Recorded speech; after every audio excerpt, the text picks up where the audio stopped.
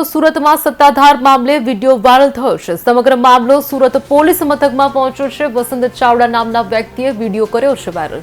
કોઈ સાથેની વાતચીતનું recording viral થયું છે। ગુજર ક્ષત્રિય યુવા સંગઠન દ્વારા ભારે વિરોધ કરવામાં આવ્યો છે।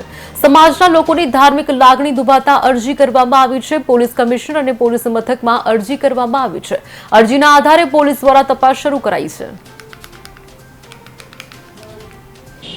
આજે અમે કાપોદ્રા પોલીસ સ્ટેશન ખાતે પીઆઈ સાહેબને ફરિયાદ આપવા આવેલા છે કે છેલ્લા 6 મહિનાથી સત્તાધાર ધામને અને સનાતન ધર્મને બદનામ કરવાનું કાવતરું ઘડાઈ રહ્યું છે, જેમાં વસંત ચાવડા નામનો એક ઈસમ છે એ પોતાની યુટ્યુબ ચેનલમાં અને ફેસબુક ચેનલમાં પોતાની નામના મેળવવા માટે અને આર્થિક લાભ માટે સત્તાધાર ધામને ટાર્ગેટ કરી અને કોઈ પણ આરોપો કરી રહ્યો છે કે ભાઈ જીવરાજ બાપુનું આ રીતે મૃત્યુ થઈ ગયું, જગદીશ બાપુનું આ રીતે મૃત્યુ થઈ ગયું અને હાલના મહંત જે વિજય બાપુ છે એના પર પણ ગંભીર આરોપો અને ગંભીર આક્ષેપો કરી રહ્યો છે કે જેની પાસે કોઈ આધાર પુરાવા કે તથ્ય નથી વાતનું, પાયા વિહોણો એક તો આક્ષેપો કરી રહ્યો છે।